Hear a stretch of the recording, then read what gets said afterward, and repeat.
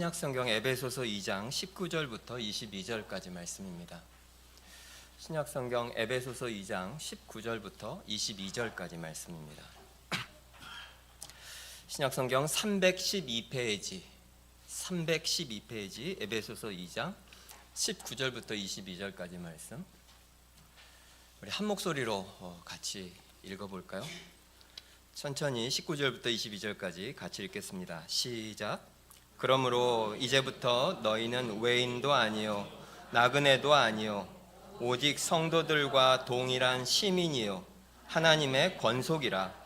너희는 사도들과 선지자들의 터 위에 세우심을 입은 자라. 그리스도 예수께서 친히 모퉁이 돌이 되셨느니라. 그의 안에서 건물마다 서로 연결하여 주 안에서 성전이 되어가고, 너희도 성령 안에서 하나님이 거하실 처소가 되기 위하여 그리스도 예수 안에서 함께 지어져 가느니라. 아멘. 정말 아름다운 그림입니다. 지난주에 이어서 한 주 더 오늘 이 말씀 살펴볼 텐데요. 바울은 교회를 너무 영광스럽고, 그리고 교회가 가진 그 풍성함 때문에 여러 가지 이미지를 은유로 들어서 교회에 대해서 말하고 있습니다. 첫째는 교회가 바로 성도들이 바로 시민들과 동일한 한 나라 속에 있는 시민이다, 이렇게 표현하고 있습니다. 같은 나라. 어떤 나라입니까? 하나님의 나라죠. 하나님의 나라에 속한 같은 시민이다, 이렇게 표현하고 있고, 둘째로는 우리가 하나님의 권속이다. 그러니까 하나님이 우리의 아버지이시고 그 한 분 하나님을 아버지로 모신 형제와 자매들이 모인 가족이다, 이렇게 표현하고 있습니다. 교회가 가족이라는 표현은 여러 곳에서도 우리가 듣죠. 그리고 세 번째는 우리가 바로 교회가 성전이고 그 성전에 있는 각 돌들이 바로 우리 한 사람 한 사람이다, 이렇게 표현하고 있습니다. 교회가 한 몸이고, 그리고 우리 모두가 형제 자매이며 우리가 하나님 나라 백성이고 우리가 한 가족이다, 이런 표현은 아마 여러분이 신앙생활을 하면서 정말 많이 들은 말씀일 겁니다. 특별히 저랑 신앙생활을 하시면 더 많이 듣게 되실 텐데, 어떤 느낌이 드십니까? 교회가 한 몸이다, 우리가 한 가족이다, 우리가 하나님의 성전이다. 하지만 이런 말들이 사실 너무 자주 들으니까 우리가 그것이 진짜로 어떤 의미인지 잘 실감 나지가 않고, 또 현실적으로 그것을 경험하지 못하고 살 때가 훨씬 많습니다. 그런데 이 글을 처음에 읽었었던 유대인들도 마찬가지였어요. 이 땅에 있는 수많은 민족들이 있는데 그 중에서 하나님께서 한 민족을 택했는데 그것이 바로 유대인들, 바로 이스라엘이었습니다. 그러니까 유대인들은 수천 년 전부터 우리가 하나님의 백성이다, 우리가 하나님의 나라다, 이런 정체성이 다른 모든 나라들은 전혀 없는 그런 정체성을 항상 가지고 있었고, 그것이 엄청난 자부심이었어요. 우리는 하나님의 자녀들이다, 이거 뭐 말할 필요가 없었겠죠, 이 사람들에게는. 더군다나 이들을 그렇게 믿게 해준 것은 바로 성전이었습니다. 유대인들의 삶의 한 중심에 성전이 있었습니다. 그래서 디아스포라 유대인들도 1년에 한 번씩 절기가 되면 수천 킬로미터를 걸어서 생업도 접고 가게 문도 닫고 수천 킬로미터를 걸어서 예루살렘에 있는 성전에서 제사를 드리기 위해서 온 가족이 올라오는 일을 전혀 어려워하지 않고 평생의 가장 중요한 일 중에 하나로 여길 만큼 성전은 중요했어요. 신약성경을 보면 알지만 성전은 그냥 제사만 드리는 곳이 아닙니다. 정치의 중심이었고, 권력의 중심이었고, 경제의 중심이었고, 심지어 군사적인 중심이기도 했습니다. 그러니까 삶 그 자체의 중심이죠. 왜 그랬을까요? 그 성전 한가운데 지성소가 있고 그 지성소 안에 하나님이 계셨기 때문입니다. 이 지상에, 이 넓은 온 지구 위에 하나님께서 방 하나, 매우 작은 방 하나를 정해 놓으시고 하나님이 실제로 거기에 임재해서 계셨어요. 그것이 바로 성전 가장 깊숙하게 있는 지성소입니다. 그런데 우리가 지은 그 성전에 우리 하나님이 거기 계신다고 하는 것은 유대인들에게는 뭐 말로 할 수 없는 엄청난 자부심이죠. 그런데 오늘 말씀에 보면 20절부터 22절 말씀에 보면 지금 이렇게 버젓이 예루살렘에 성전이 있는데 바울은 뭐라고 말하냐면 하나님께서, 하늘의 하나님께서 새로운 성전을 짓고 계신다고 선언하고 있습니다. 그리고 그 성전은 예루살렘에 있는 그 아름다운 성전이 아니고 건물이 아니고 무엇이라고 말하죠? 사람들이라고 말합니다. 그러니까 이것을 유대인들이 받아들이기에는 정말 어려웠을 거예요. 굉장히 충격적이었죠. 성전은 어떤 곳이냐? 하나님이 계시는 곳을 성전이라고 합니다. 그러니까 성전의 성전되는 핵심은 공간이 있고 우리가 거기에다가 지성소라고 이름을 붙여놓느냐 아니냐가 중요한 것이 아니고 하나님이 실제로 그 안에 임재해 계시느냐 아닌가가 그 성전을 이제 규정하는 가장 중요한 요소예요. 창세기 1장 2장에 나오는 최초의 아름다웠던 땅의 모습을 생각해 보십시오. 그 에덴 동산에는 하나님이 계셨고 죄가 있기 전에 아담과 하와는 언제든지 하나님의 얼굴을 볼 수 있었고 하나님을 기뻐하고 언제든지 하나님과 대화할 수 있었고 하나님과 동행하며 그렇게 살고 있었습니다. 그런데 그러던 그들이 죄로 인하여 타락하게 되고 하나님이 형벌을 내리시는데 그들을 그 에덴 동산에서부터 추방합니다. 그런 다음에 그 에덴 동산으로 다시는 들어오지 못하도록 그룹들에게 불칼을 들고 막고 있으라고 해요. 그러니까 인간은 하나님의 얼굴과 임재, 하나님과 친밀하게 교제하는 것에서부터 완전히 멀어졌고 다시 하나님의 임재 속으로 들어오려면 그 불칼을 통과해서만 에덴 동산으로 들어올 수 있어요. 다른 말로 하면 죽음, 피. 그것 이외에 인간이 다시 하나님의 임재, 하나님과 이렇게 친밀하게 사귀고 얼굴과 얼굴을 마주보고 이런 일은 불가능해졌다는 거예요. 그런데 하나님께서는 인간이 죄로 인하여 형벌을 받았지만 그 인간들을 사랑하셨고 하나님은 인간들과 다시 친밀하게 교제하기를 원하십니다. 그래서 구약성경 전체에는 계속해서 예언이 나와요. 어떤 예언이냐면 어떤 한 날이 올 것이다. 너희들이 다시 나와 같이 그렇게 친밀하게 교제하고 나와 함께 있는 그런 날이 올 것이다. 여러 군데서 말하는데 이사야서에서도 아름답게 나오고 다니엘서에도 나오지만 가장 유명한 장면 중에 하나는 스가랴서 14장에 나오는 장면입니다. 스가랴서 14장 20절과 21절 말씀에 보면 그날에는 말방울까지 여호와께 선결이라 기록될 것이라. 여호와의 전에 있는 모든 솥이 제단 앞 주발과 다름이 없을 것이니 예루살렘과 유다의 모든 솥이 만군의 여호와의 성물이 될 것이라. 어떤 한 날이 올 거라는 거예요. 근데 그 날이 되면 그냥 부엌에서 쓰는 솥 있죠, 솥. 그러니까 아주 쓸모없고 그냥 가장 사소한 그 모든 물건이 무엇과 같을 것이다. 하나님을 제사할 때 성전에서 사용하는 그런 제사 용기들, 진짜로 거룩한 것들, 그런 것과 아무 차이가 없어지게 될 거라는 거예요. 무슨 말이냐면 어떤 한 날이 되면 그날 하나님의 영광이 성전으로부터 온 땅으로 퍼져나가게 된다. 지성소에만 머물러 있지 않고 하나님의 영광의 임재가 성전 바깥에까지 쫙 흘러나와서 모든 사소한 것들에까지 다 하나님의 영광의 임재가 있게 되고 원래 잃어버렸던 그 영광을 다 회복하는 한 날이 있을 것이다. 하물며 사람은 어떻겠습니까? 죄로 인해서 하나님의 영광의 임재로부터 멀어졌고 절대로 하나님의 얼굴을 다시 볼 수 없는 인간이 어떤 날이 되면 하나님의 영광의 임재가 그 사람 속으로 들어오게 되고 그래서 그 하나님과 다시 아담 이후로 잃어버렸던 그 하나님의 친밀한 교제와 하나님의 얼굴을 보고 대화하고 동행하는 그런 기쁨을 다시 누리게 되는 어떤 한 날이 있게 될 것이다. 그렇게 스가랴서가 예언하고 있습니다. 그리고 그 예언은 어디서 성취되나요? 예수님의 십자가 죽음으로 성취됩니다. 십자가에서 예수님이 죽으실 때 성경이 말하고 있죠. 어떤 일이 일어나죠? 지성소 앞에 큰 커튼, 휘장이 있었어요. 예수님의 육체가 찢어지고 죽으실 때 그 휘장이 위에서부터 아래로 쫙 갈라지게 되죠. 이것이 상징하는 의미는 하나님께서 성전 안에 있는 지성소 안에 계시다가 이제 휘장이 찢어져서 하나님의 영광의 임재가 모든 사람들 속으로, 그런데 조건이 있죠. 예수 그리스도의 육체를 통하여 그것을 믿는 사람들에게 하나님의 영광의 임재가 있게 되었다는 의미로 성취가 됩니다.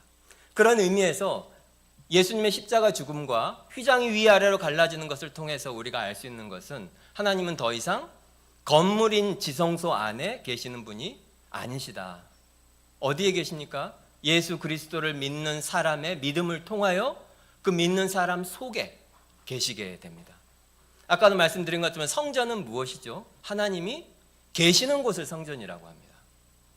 우리가 예수를 안 믿는데 여기가 예배드리는 곳이니까 이것을 성전이라고 부를 수 있습니까? 그럴 수는 없죠. 바울이 말하고 있는 것이 이것입니다. 우리가 성전인 이유는 우리 각 사람 속에 하나님의 임재가 있기 때문입니다. 물리적인 공간이 아니라 하나님의 임재가 있는 곳은 바로 하나님이 내면에 거하신 사람들의 모임, 그것을 성전이라고 그래요. 그런 의미에서 교회는 바로 하나님께서 임재하시는 성전이라고 할 수 있죠. 건물로서가 아니라 사람으로서의 우리가 바로 성경이 말하고 있는 이제 성전입니다. 그런데 오늘 이 말씀을 보면 그 성전이 바로 우리들인데 이 성전을 우리로 하여금 함께 성전을 지어가라고 오늘 우리에게 말하고 있습니다. 그러니까 건물의 그 은유를 그대로 사용을 하면서 우리 각 사람에게 우리가 해야 될 일과 무엇이 중요한지 등등을 오늘 말씀이 우리에게 가르치고 있습니다. 만약에 성전의 그 건물의 이미지를 그대로 우리가 차용을 한다면 이 건물에서 가장 중요한 것이 무엇입니까? 당연하지만 기초입니다. 기초. 20절 말씀을 한번 보시겠어요? 20절에 보면 너희는 사도들과 선지자들의 터 위에 새 옷임을 입은 자라. 터가 기초죠. 제일 중요한 것은 건물이 아무리 겉이 화려하다 할지라도 기초가 부실하면 사실 그 건물은 금세 무너져 버리고 말 겁니다. 오늘 바울은 교회의 기초를 뭐라고 표현하고 있냐면 사도들과 선지자들이 바로 교회의 기초다 이렇게 표현하고 있어요. 선지자들이 누구죠? 선지자 계속해서 들으면 이제 알게 됩니다. 선지자는 하나님이 어떤 사람에게 하나님의 말씀을 주셔요. 하나님의 말씀을 주신다는 거죠. 그런 다음에 그 선지자는 어떻게 하죠? 그 말씀을 들고 하나님이 너는 거기로 가라 라고 한 곳에 가서 그 사람들에게 하나님에게서부터 받은 말씀을 전달하는 사람이 선지자입니다. 중요한 것은 자기 말을 하는 게 아니에요. 하나님이 가서 말하라고 한 말을 전달하는 것이 선지자예요. 내가 그 말에 동의를 하느냐, 내가 이해하느냐 그렇게 중요하지 않습니다. 선지자에게 중요한 것은 하나님의 말씀을 주면 그 말씀을 1.1획도 틀림없이 곧바로 하나님의 말씀을 따옴표로 전달하는 것이 그것이 선지자의 역할이에요. 사도는 누구죠? 사도들은 예수님의 제자들인데 성육신하신 예수님을 실제로 보고 그분과 사역의 가르침들을 보고 배운 사람이며 죽으신 예수님이 다시 부활하신 예수님을 만난 사람이고 그의 제자들 중에서 예수님께서 특별히 뽑아서 예수님께서 원하시는 곳으로 보낸 사람, 세상 속으로 보낸 사람을 사도라고 합니다. 이 모든 조건이 갖추어져야 돼요. 예수님이 뽑으신 제자들이어야 하고 예수님의 죽음과 부활의 목격자여야 하고 그리고 예수님이 친히 뽑아서 사람들 속으로 세상 속으로 보낸 사람이어야 합니다. 그래서 사도들이 적은 글이 다 뭐가 되죠? 성경이 됩니다. 사도들이 적은 글들이 성경이 돼요. 그러니까 선지자들과 그리고 사도들의 공통점은 한 가지죠. 무엇입니까? 말씀이죠. 하나님의 말씀. 하나님의 말씀을 전달하는 사람, 예수님이 그 입에 준 그 말씀을 전달하는 사람, 말씀이신 예수 그리스도를 전하는 사람. 그렇기 때문에 교회는 그 기초가 선지자들과 사도들이라고 말한다면 다 무엇을 근거로 하는 거죠? 결국 하나님의 말씀에 근거해야 한다는 것입니다. 교회의 기초는 하나님의 말씀이어야 돼요. 그리고 하나님께서 우리 각 사람들에게 임의로 말씀하시는 것이 아니고 선지자들과 사도들을 통하여 우리에게 주신 말씀, 그게 무엇입니까? 그게 바로 성경입니다. 그게 바로 성경이에요. 교회는 오직 성경 위에 세워지는 하나님의 사람이 모인 공동체, 그것이 바로 교회입니다. 교회의 기초는 성경이어야 해요. 마태복음 7장에 그 유명한 예화가 있죠. 집 짓는 두 사람의 비유가 나오잖아요. 두 사람이 집을 짓는데 어떤 사람은 모래 위에 집을 짓고 어떤 사람은 반석 위에 집을 짓습니다. 이 비유를 잘 보면 그 비유에 보면 그 사람들이 집을 지을 때 뭐 지푸라기로 지었는지 기와로 지었는지 시멘트로 지었는지 뭐 보석으로 지었는지 이런 내용은 아예 언급도 안 돼요. 또 크기도 전혀 말하지 않아요. 10평인지 100평인지 1000평인지 그런 이야기 자체가 거기에는 없습니다. 마당이 있는지 뭐 아파트인지 뭐 상가 월세주택인지 그 성경에는 거기에는 관심이 없어요. 성경에 오직 관심 있는 한 가지는 무엇이죠? 기초가 뭐냐는 거예요. 기초. 그 집을 어디다 세웠느냐? 모래 위에 세웠느냐? 반석 위에 세웠느냐? 왜냐하면 그것이 가장 중요한 것이기 때문이죠. 진짜 중요한 것은 사실 잘 보이지 않습니다. 보이지 않는 곳에 숨어 있는 기초. 그것은 교회도 마찬가지고 우리 인생도 마찬가지입니다. 그런데 참 궁금하죠? 왜? 모래 위에다가 집을 짓는다는 것이 정말 어리석은 일이라는 것을 그냥 보통 사람은 알 법한데 왜 그럴까요? 왜 이 사람은 그러면 모래 위에 집을 지을까요? 반석 위에 안 짓고? 여러 가지가 있겠지만 제일 중요한 이유는 아마 쉽기 때문일 것입니다. 만약에 큰 바위가 있는데 그 바위에다가 집을 지으려고 생각해 보십시오. 얼마나 어렵겠어요. 그것도 고대, 지금도 어려운데 그 큰 바위를 평평하게 그걸 다 다듬어야 하는데 얼마나 많은 수고가 들어야 그 편편하게 되겠어요. 거기다가 뭐 기둥이라도 하나 박으려면 얼마나 힘들겠어요. 너무 수고가 많고 너무 돈도 많이 들고 너무 시간도 오래 걸리고. 그러니까 편하게 그냥 모래에 짓는 거예요. 기둥 4개 딱딱 박고 판자 딱 올리면 뭐 금세 올라가겠죠. 너무 쉽게 할 수 있는 방법이 있는데 굳이 어렵게 돈도 많이 들고 삥 돌아가는 그런 길을 왜 택해야 할 것인가? 어리석어 보이겠죠. 이렇게 하는 게 빨라, 금세. 그거 뭐 우리는 벌써 쉬고 있는데 너희들 뭐 하냐? 그렇게 생각을 하겠죠. 교회가 하나님의 말씀 위에 세워져야 한다고 하는 것은 모두가 알죠. 모든 교회가 압니다. 하지만 그 수고를 진짜로 하고 있는지는 우리가 돌아보아야 합니다. 왜냐하면 생각보다 교회를 말씀 위에 세우는 일은 시간이 많이 걸립니다. 진짜 많은 수고를 해야 합니다. 하지만 시간이 많이 걸리는 것 같고 도대체 이렇게 해서 무엇이 될까 그런 생각이 들지도 모르겠어요. 그렇지만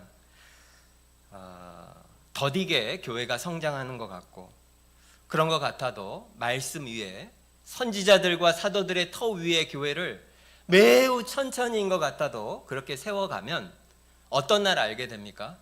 비가 내리고 창수가 나고 위험이 생기고 문제가 생겼을 때 그 진가가 드러납니다.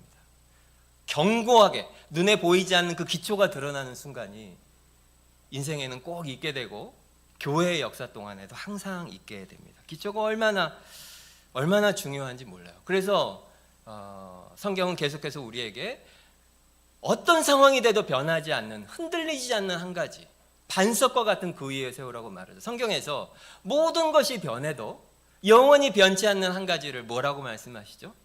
하나님의 말씀이라고 하잖아요. 세월이 지나도 영원히 변치 않는 한 가지, 하나님의 말씀이에요. 그래서 교회를 세워갈 때 우리는 다른 무엇보다 영원히 변치 않는 이 하나님의 말씀 위에 교회를 세워야 합니다. 우리가 교회가 하나 되는 것이 너무나 중요하죠. 어느 교회든지 다 마찬가지예요. 그런데 교회에서 그 우리를 하나 되게 하는 것이 말씀이 아니라면 그 교회는 아주 건강하게 세워지고 있다고 말할 수 없을 거예요. 겉으로 말씀이 아닌 것을 가지고도 사실 얼마든지 행복하게 신앙생활 해갈 수 있어요. 서로 진짜 친하고 친밀하고 그리고 뭐 심지어 그 안에서 너무 즐겁고 행복하게 그렇게 보일 수 있습니다. 그렇지만 하나님의 말씀이 아닌 그런 어떤 인간적인 친밀함으로 혹은 같이 하는 여러 어떤 봉사나 일이나 이런 것으로 성경이 말하고 있는 이런 성경적인 교회에 이룰 수는 없습니다. 교회에 그것이 당연히 있어야 하는데 말씀이 기초가 되어 있지 않으면 그것만으로는 한계가 있다는 거예요. 아마 신앙생활을 해오신 어른들께서는 그것이 무슨 의미인지 잘 아실 거예요. 비가 내리고 창수가 나는 날이 있거든요. 그런 날이 되면 교회가 반석 위에 세워 있지 않으면 너무 작고 사소한 문제 때문에 교회가 흔들리고 나누어지고 깨어지는 그런 일들이 사실 진짜 많습니다. 기초가 얼마나 허약한지 그냥 작은 충격에도 교회 전체가 흔들리거나 무너지는 그런 일이 생길 수 있다는 거죠.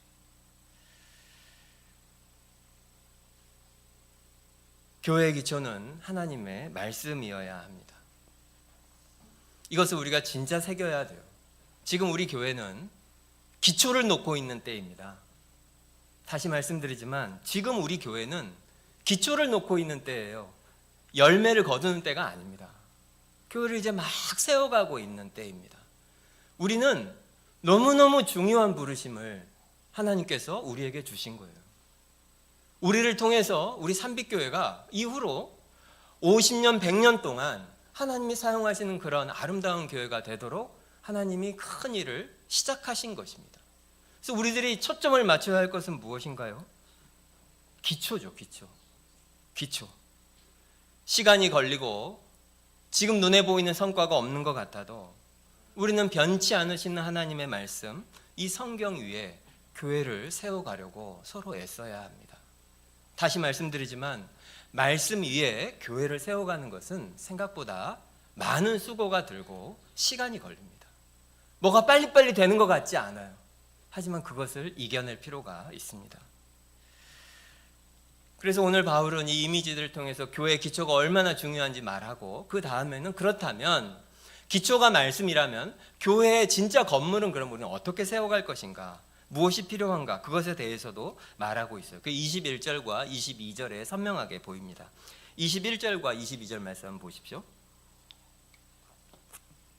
그의 안에서 건물마다 서로 연결하여 주 안에서 성전이 되어가고 너희도 성령 안에서 하나님이 거하실 초소가 되기 위하여 그리스도 예수 안에서 함께 지어져 가느니라. 지난주에도 말씀드린 것처럼 우리를 성전의 돌이라고 말씀하신 가장 중요한 이유 중에 하나는, 인간은 원래부터 온 우주에 그냥 혼자 서 있는 단독자, 이런 개인으로 창조되지 않았다는 겁니다. 인간은 원래 하나님의 의도대로 창조될 때부터 거대한 것의 한 일부로서 의미를 갖도록 창조되었어요. 이 말 자체가 현대인들에게는 굉장히 기분 나쁘게 들릴 수 있지만 하나님의 창조 의도는 그것입니다. 인간은 거대한 것의 일부로 창조되었습니다. 그래서 인간은 그 거대한 것에, 의도되어 있던 거대한 것의 일부로 딱 들어올 때 존재의 의미가 생기게 됩니다. 그런데 현대인들은 이 생각 자체를 싫어하죠. 내가 왜? 나는 나고, 나는 내가 원하는 것을 하고, 나는 한 개인으로서 나는 충분히 빛나고 아름답다. 이것이 이 시대의 가르침입니다. 멋있다고 생각해요. 그렇기 때문에 이 시대는 나를 희생해서 무엇을 하는 것은 아무것도 없어요. 그건 다 나쁜 거라고 규정합니다. 희생을 한다, 헌신을 한다, 뭔가 대가를 지불하고 내가 다른 더 큰 무엇을 위해서 한다, 이런 것 자체가 이제 점점 바보 같고 어리석은 일로 여겨지는 시대에 살고 있어요. 제일 큰 게 뭐죠? 나예요, 나. 자, 내 행복. 이게 제일 중요한 거예요. 근데 성경은 우리를 성전의 한 돌이라고 표현하고 있습니다. 거대하고 아름답고 너무너무 위대한 그런 한 건물에 우리는 한 부분이라는 겁니다. 그런데 거기에 있어야 될 돌이 성전에서부터 나와서 그냥 따로 혼자 있으면 그것이 아무리 아름다운 돌이라 하더라도 그것은 원래의 아름다움에 비할 바가 없는 그냥 한 돌덩이일 뿐이라는 거죠. 이 이미지를 계속 생각해야 돼요. 우리는 원래 어떤 의도가 있었던 돌이라는 거죠. 그리고 거기에 있어야 우리는 한 사람으로서의 진짜 가치가 생겨나게 된다. 이렇게 성경은 말하고 있습니다. 제가 예전에 섬겼던 교회에는 정말 새가족들이 많이 오는 교회였어요. 한 달에 막 수십 명씩 새가족이 오는 그런 교회였는데, 그때 제가 느꼈던 제일 슬픔 중에 하나는, 교회에 이제 등록을 하시는데 이분들이 그 교회에 등록한다는 것이 어떤 의미인지에 대해서 거의 별로 생각하지 않는 그런 분들이 너무 많았다는 거예요. 오늘 성경은 분명히 우리를 한 성전의 한 돌이라고 표현하고 있는데, 그때 교회에 등록하는 거의 많은 분들은 성전의 돌이 아니라 그냥 개인, 나 자신, 이렇게 생각을 하면서 교회에 등록을 해요. 실제로 제가 들었던 이야기인데, 저한테 직접 하신 분이에요. 그분이 등록하면서 뭐라고 하냐면, 제가 교회에 등록을 하기는 하지만 나를 좀 귀찮게 하지 말아주세요, 목사님. 나를 그냥 좀 내버려 달라는 거예요. 나는 막 소그룹 같은 데 나갈 생각도 없고, 뭐 교회 어디 부서 가서 내가 봉사할 생각도 없고, 하지만 난 교회 열심히 출석할 때고 예배도 잘 드릴 거고 헌금도 열심히 하겠습니다. 근데 나를 교회 일에 제발 끌어들이지 말아주세요. 그리고 전화하지 말아주세요. 내가 교구 목사인데 새가족 등록하면서 그런 분이 있었어요. 근데 그런 이유가 있었어요. 왜냐하면 그 이전에 섬기던 교회에서 너무 어려운 일을 많이 겪었기 때문에 너무 힘든 일이 많고 뭐 복잡한 일들, 여러분이 상상할 수 있는 여러 일들 너무 많이 겪은 거예요. 다시는 그런 일 겪고 싶지 않고 그냥 여기 와서 그냥 좋은 말씀 듣고 그냥 편안하게 한동안 좀 신앙생활 하고 싶다. 물론 인생의 어떤 때에 그렇게 신앙생활을 하면서 회복해야 되는 시기가 필요하기도 하죠. 필요하기도 하죠. 이해는 합니다만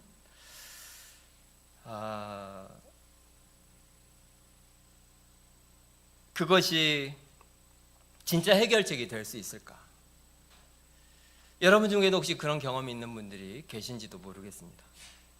교회라고 하는 것이 참 이상해서 영혼을 살리자고 교회가 있는 것인데 오히려 교회가 한 사람 한 사람을 너무 억압하고 그리고 교회를 위해서 너무 큰 희생을 요구하기도 하고 또 교회가 하고 있는 여러 어리석은 일들 때문에 고통을 당하는 그런 경험이 없으면 좋겠지만 참 많은 분들이 그런 경험을 사실 하셨습니다. 그래서 다시는 그런 경험을 하고 싶지 않은 세상에 그런 교회들이 있죠. 실제로 있습니다. 생명을 나누어 줘야 하는데 안타깝지만 상처와 죽음을 주는 그런 교회들도 있죠. 그런데 그것에 대한 해결책이 그래서 이제 더 이상 나는 교회에 절대로 깊이 들어가고 싶지 않다. 교회 사람들하고 더 막 이렇게 엮이고 싶지가 않고 그래서 그냥 나 혼자 내 신앙을 지키는 것으로 난 만족하고 살겠다. 그것이 과연 해결책이 될 수 있을까요? 창세기에 보면 하나님께서 세상을 창조하실 때 첫째 날, 둘째 날, 셋째 날 쭉 창조하시죠. 여섯째 날 사람을 창조하실 때까지 계속해서 창조 그 하루의 사역이 끝날 때 하신 말씀이 무엇이죠? 보시기에 좋았더라입니다. 보시기에 좋았더라. 하나님의 뜻이 딱 구현이 되니까 너무너무 하나님 행복하셨어요. 그런데 그 창조의 기사에서 하나님께서 보시기에 좋지 않았더라 기록한 게 한 가지 있죠. 무엇입니까? 아담이 혼자 있는 것. 사람이 혼자 있는 것이 좋지 않았다고 말씀하셔요. 근데 우리가 주목해야 될 것은 그 좋지 않았더라라고 말할 때 아담이 혼자 있었을 때가 죄가 들어오기 전이라는 겁니다. 아담이 타락하기 전에 상태인데도 사람이 혼자 있는 것은 정상적인 상태가 아니었다는 거예요.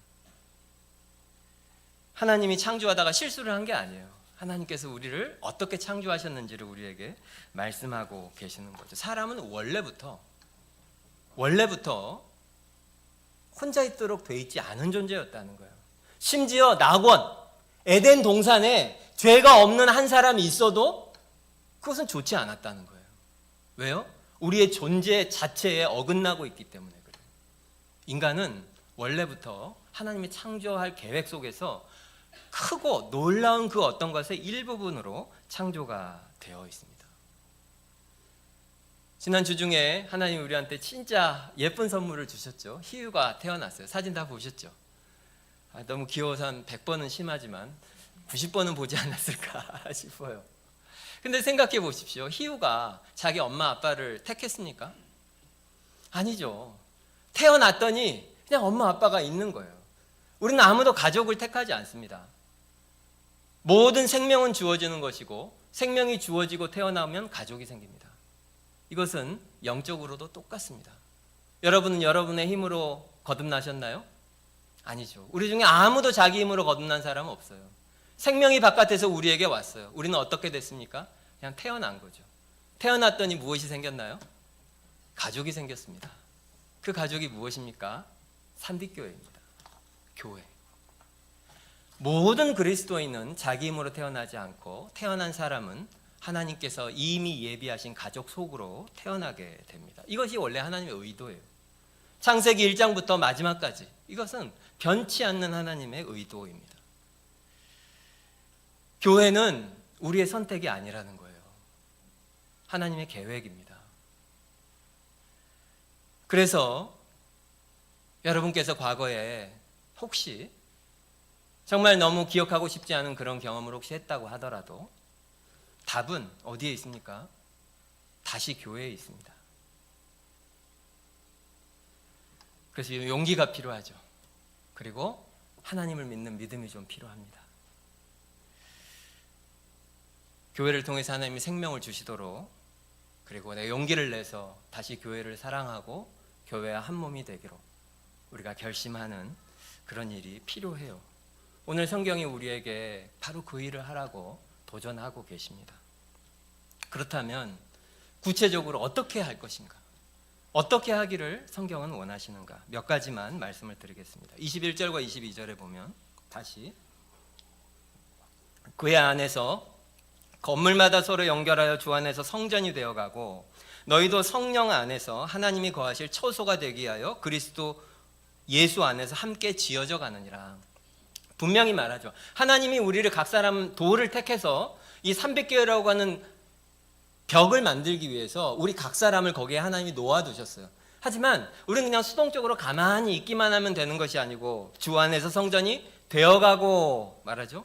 그리스도 예수 안에서 함께 지어져 가느니라. 분명히 우리가 해야 될 역할이 있고 우리가 해야 될 일이 있다고 말하고 있습니다. 우리가 해야 돼요.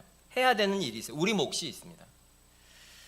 여러 가지 것들이 있지만 몇 가지만 말씀드리면, 첫째는 앞에도 말씀드렸던 것처럼 우리가 나 자신보다 더 큰 교회의 한 부분이라는 것을 항상 기억할 필요가 있습니다. 그러니까 우리는 항상 전체 건물이라는 관점에서 나를 보아야 해요.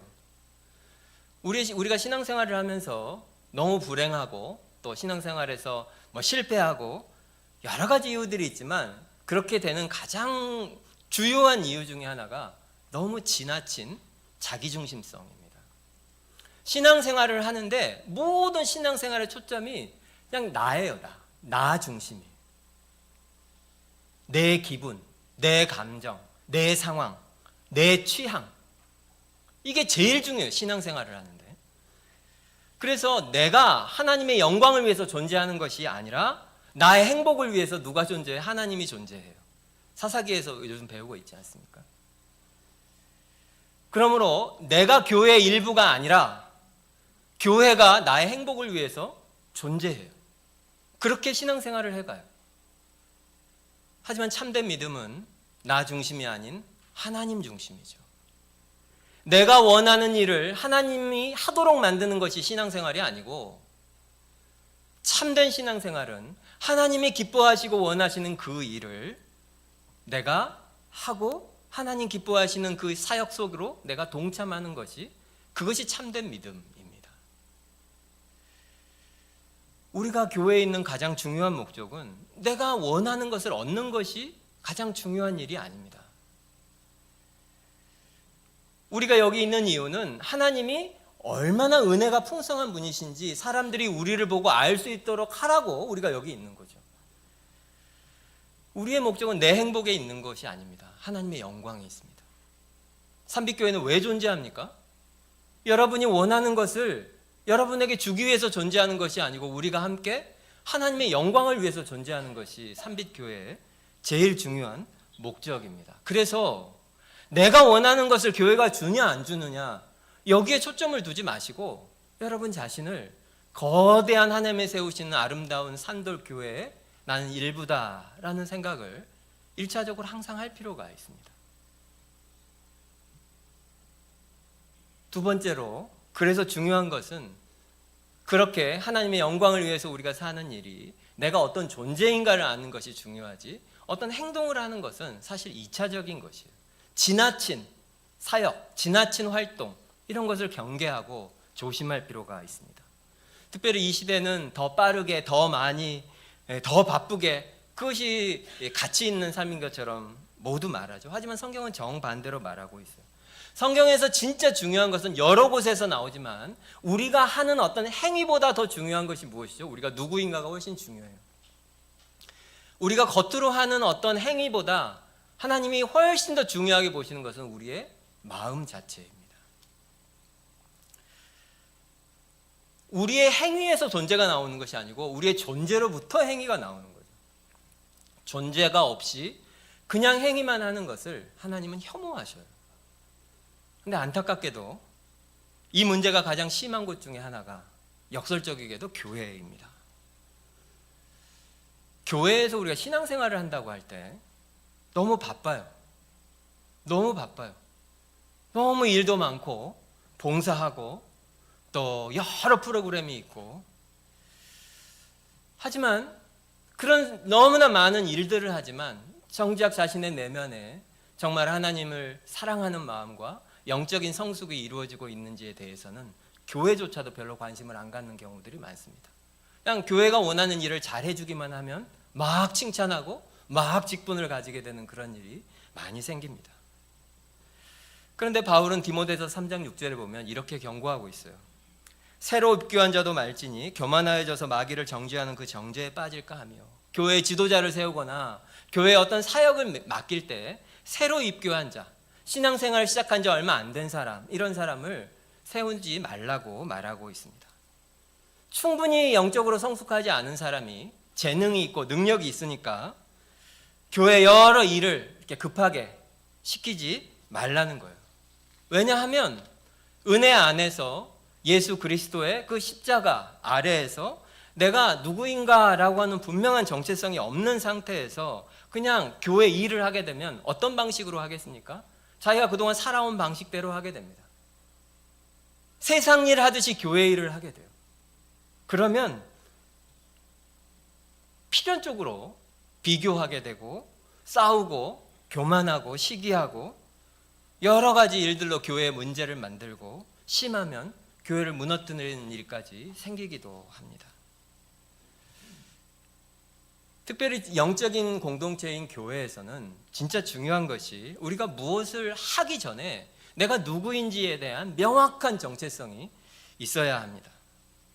성경을 통해서 내가 누구인지를 정확히 알고 있어야 거기에 합당한 행위가 뒤따르게 돼요. 다시 말씀드리지만 재능이 있으니까, 잘하니까, 그것 때문에 교회에 입교한 지 얼마 안 된 사람에게 교회 사역을 맡기는 것은 너무 위험한 일이죠. 그런 일이 있으면 안 됩니다. 그런데 왜 그런 일들이 교회마다 그렇게 자주 일어날까요? 왜 그럴까요? 조급함 때문입니다. 아까 말씀드린 것처럼. 당장 교인들의 숫자를 늘리고 힘을 키우는 그런 외적인 성장을 원하기 때문에 그래요. 그 사람이 하면 잘하거든요. 우리가 하는 것보다 훨씬 잘하거든요. 그 사람이 잘해서 한두 사람이라도 교회에 오게 되면 되는 거 아닌가? 교회가 그런 공동체입니까, 여러분? 바로 이런 경향이 교회가 정말 참되게 부흥하는 것을 막는 가장 큰 장애물 중에 하나입니다. 하나님께서 우리에게 부흥을 주실 때 그 부흥은 우리가 하는 어떤 인간적인 조직, 그런 그 조직의 효율성, 이런 것 때문에 부흥이 생기는 게 아니에요. 유능한 사람들이 계획을 잘하고 그것을 완벽하게 수행하고 그러면 그 열매로 교회가 부흥이 되는 것이 아닙니다. 거기에 많은 재정을 투여하고 돈을 많이 들이고 그렇게 해서 아주 행사가 거창하게 잘 끝나면, 성황리에 끝나면, 그러면 부흥이 오나요? 교회의 모든 부흥은 그렇게 오지 않습니다. 하나님께서 우리 가운데 와주시기를 끝을 알 수 없으면서도 계속 바라고 기도하는 그 간절한 기도, 성령이 부어지기를 간구하면서 하나님을 끝까지 기다리는 그 사람들의 끊이지 않는 기도, 오직 하나님의 말씀 위에 교회를 세우겠다 생각해서 거대한 바위를 망치 하나 정 하나 들고 시간이 아무리 걸려도 그 일을 해나가는 소수의 사람들의 오랜 수고, 그 위에 하나님께서 값없이 부어주시는 은혜가 그것이 부흥이죠. 조급함을 이겨야 합니다. 조급할 때 우리는 분명 교회를 모래 위에 세우게 되기가 쉽습니다. 조급함을 이기고 도대체 우리가 매주 무엇을 하는가 싶어도 이 일을 계속해 나가는 것은 우리가 교회를 세워가는 데 있어서 가장 중요한 일입니다. 교회가 새롭게 됐는데 우리 이것도 하고 저것도 해야 되는 거 아닌가? 아마 할 겁니다. 하지만 여러분 생각보다 조금 더디게 할 겁니다. 그러니까 우선은 우리가 해야 되는 가장 중요한 일은 예배 드리는 일이에요. 이 일에 온 힘을 쏟아야 합니다. 하지만 성경은 우리에게 조금 더 나아가라고 말하고 있죠. 세 번째로 이 19절과 22절에 보면 지난주에도 말씀드린 것처럼 여기 이미지들이 나옵니다. 한 나라의 시민들, 그리고 한 가정의 가족들, 그리고 성전의 돌. 이 전체적인 이미지가 한 나라의 시민들, 한 가족, 그리고 성전의 돌. 점점 그 간극, 서로 사이에 있는 그 갭이 줄어들어서 나중에 성전의 돌은 딱 달라붙어 있는 이런 이미지죠. 이 정도까지 연결이 되라는 거예요. 우리 교회가 하나님의 성전이고 우리 각 사람이 돌이면 우리는 성전에 돌들이 붙어 있는 것처럼 그렇게 연결되어 있어야 한다고 오늘 말하고 있습니다. 도대체 어느 정도까지 그럼 우리 연결돼야 될까요? 이걸 이상적으로 생각한 사람들은 함께 생활 공동체를 만들어서 같은 마을에서 살고 돈 벌어서도 같이 나눠 쓰고 아이들도 같이 기르고 뭐 그렇게 생각하는 그런 사람들조차 있죠. 그 무조건 틀렸다 그렇게 말할 수는 없고요. 지금 현재 우리 입장에서 2025년 서울에서 살고 있는 우리들의 입장에서 우리는 이 말을 어떻게 적용해야 될까요? 우리가 한 동네에 다 모여서 살 수 없잖아요. 어떻게 해야 할까요? 가장 중요한 것은 첫째는 우리가 가족이라고 하는 것을 항상 기억해야 합니다. 우리가 가족이에요. 가족의 중요한 것 중에 하나는 숨기기가 어렵다는 겁니다. 숨기기가 어려워요. 부부를 생각해 보세요. 부부들이 얼마나 무서운지 한 10년, 20년 같이 살면 전화해서 여보세요 하면 무슨 일이야? 압니다. 평소랑 똑같이 말해도 무슨 일 있는지 금세 압니다. 가족들은 우리의 모든 치부를 알죠. 어렸을 때부터 우리가 한 정말 황당한 일도 다 알고 아무리 우리가 곱게 꾸미고 나와도 나의 뒷모습을 다 아는 사람들이 가족입니다. 근데 교회가 가족이래요. 여러분은 어떻게 생각하셔요? 이것은 우리가 삼빛교회에 등록한 교인이냐 아니냐 이것을 말하는 것이 아니고 우리 사이에 그런 정도의 투명함이 있느냐 그것을 오늘 질문하고 있는 겁니다. 특히 이제 한국 문화는 수치의 문화이기 때문에 우리는 뭔가 남들이 손가락질할 것 같은 거, 오해할 것 같은 거 그런 걸 잘 말하지 않는 경향이 있어요. 교회에서도 감춰요. 너무 개인적인 일이라는 거죠. 그래서 상당히 큰 일이 그 성도의 삶에 있었는데 나중에 알게 되는 그런 경우들이 가끔 있습니다. 뭐 병원에서 수술을 했다든지 심지어 이사를 했다든지 이사를 했는데 몇 주 후에 저 이사했어요. 그런 일이 교회에 있기도 합니다.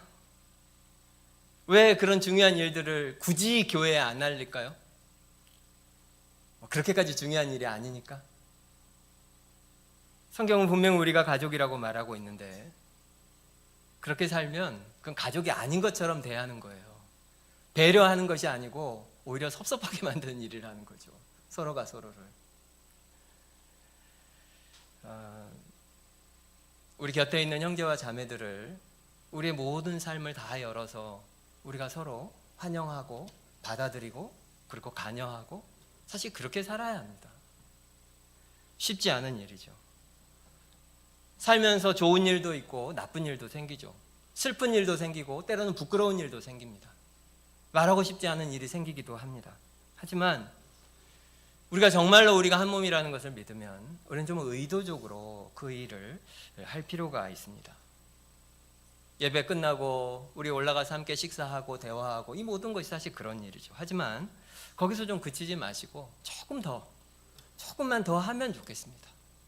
주중에 전화를 해도 좋고 집에 초대해서 맛있는 거를 같이 나눠 먹어도 좋고 아니면 밖에서 시간을 내서 함께 식사해도 좋고 우리 아이들도 많은데 아이들 불러다가 피자라도 하나 좀 먹여도 좋고 무엇이든 좋습니다. 경험해 보셔서 아시겠지만 물리적으로 함께 시간을 보내는 것보다 더 중요한 일은 없어요. 그것을 이길 수 있는 힘은 없어요. 교회는 바로 그러라고 하나님이 주신 거죠. 마찬가지로 이것도 너무 서두르지 마십시오. 당장 오늘 저녁에 전화해가지고 주중에 날 잡고 뭐 그것도 좋지만 천천히 이 일이 우리 교회 속에서 계속 일어나기를 정말 바랍니다. 성전은 하나님이 거하시는 집이거든요. 그 속에 계시겠다고 말씀하고 계셔요. 이것을 잘 생각해야 돼요. 우리 각 사람 속에 하나님이 계시죠. 여러분 믿으십니까? 우리 속에 성령이 계셔요. 그런데 왜 주께서 성전을 지으시고 그 속에 거하겠다고 말씀하시겠습니까? 이건 진짜로 우리에게 주신 약속입니다. 그냥 한 돌 위에 거하시기보다 우리가 이렇게 함께 모일 때 우리 속에 하나님께서 더 풍성하게 거하시겠다는 약속인 거죠. 우리가 함께 모여서 예배 드릴 때, 우리가 함께 모여서 찬송을 부를 때, 함께 모여서 기도할 때, 우리가 함께 모여서 하나님의 말씀과 내 삶에 있는 하나님의 은혜들을 나눌 때 그 속에 하나님의 임재가 훨씬 더 풍성하게 임한다는 거예요. 제가 이전에도 한번 말씀드린 적이 있는데 로이 존스 목사님이 설교하실 때, 웨스트민스터에 설교하실 때 워낙 설교를 잘하시니까 많은 사람들이 이것을 테이프로 만들어가지고 이걸 듣지 못하는 사람들한테도 주게 하자, 계속 그런 제안을 했어요. 근데 계속 그것을 거절하셨어요. 테이프로, 그러니까 요즘으로 치면 뭐 온라인이나 이런데, 유튜브 이런 데다가 설교 영상을 올리는 거를 말하는 거죠. 그걸 이제 끝까지 안 하셨어요. 그러다가 결국 나중에는 이제 허락을 하셨는데, 그 이유는 설교를 들을 때 내가 테이프를 통해서 나 혼자 그 설교를 집중해서 듣는 것과 이 예배당에서 우리가 함께 모여서 설교를 듣는 것과 이 두 가지는 완전히 다른 경험이기 때문에 그렇다는 거예요. 어떤 것이 더 좋은 경험이겠습니까? 당연히 우리가 함께 모여서 설교를 듣는 것이 훨씬 더 좋은 경험이기 때문에 그렇다는 거죠. 우리가 코로나를 지나왔기 때문에 혼자서 유튜브 영상으로 예배를 드리고 설교를 들어본 경험이 아마 거의 다 있으실 거예요. 그런데 설교를 혼자 들으면 어쩔 수 없이 우리가 일종의 소비자처럼 됩니다. 그래서 설교하는 그 말씀을 내가 수동적으로 듣는 입장이 아니고 설교를 내가 조종하듯이 들을 수도 있어요. 제가 설교가 좀 길죠? 왜 웃으십니까? 저는 그렇게 길다고 생각지 않는데 많은 분들이 길다고 하셨어요. 또 설교하고 있는 내용들도 그냥 좀 편안하게 웃으면서 이렇게 아이고 좋은 내용이네 하면서 들을 내용은 대체로는 아니죠. 그리고 반복도 많이 하고 예화도 그렇게 많지 않고. 어떻게 느끼십니까? 혼자서 유튜브로 만약에 제 설교를 들으면 아마 여러분 짧게 설교를 들으실 수 있을 거예요. 아 이거 지난번에 들었는데 뒤로 넘기고, 이건 아니까 뒤로 넘기고, 그러니까 뭐라고 마지막 결론 좀 듣고, 그러면 50분 설교인데 한 10분에 아마 들으실 수도 있을 거예요. 그런데 안타깝게도 예배당에 오면 그것이 안 됩니다. 들어야 돼. 길어도 들어야 돼요. 도대체 언제 끝나는 거야? 12시 10분인데 그래도 들어야 돼. 애기들이 시끄럽게 해도 들어야 되고, 옆에서 기침해도 들어야 되고, 바스락바스락 소리 나도 들어야 되고, 참아야 됩니다.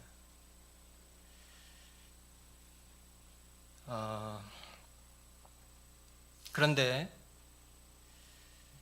우리가 이곳에 모여서 함께 예배를 드리는 이 경험은 우리가 혼자 예배를 드리는 것과는 완전히 다른 경험입니다. 우리 곁에 있는 사람 속에는 하나님의 성령이 계셔요. 하나님께서 영원전에 사랑하셔서 택해서 예수 그리스도의 피로 구원한 하나님 사랑하는 백성들입니다. 하나님 그들을 불러 모으셨어요. 그리고 하나님 사모하는 마음으로, 교회 사랑하는 마음으로, 말씀 듣기 원해서 간절한 마음으로 듣는 사람들과 함께 말씀을 듣고 찬송을 부르는 경험은 우리가 지상에서 할 수 있는 모든 경험 중에 최고의 경험 중에 하나입니다. 그래서 성경은 계속 우리에게 하나님을 사랑하는 마음으로 우리가 함께 더욱 연결되기를 성경은 계속 우리에게 더 요구하고 있습니다.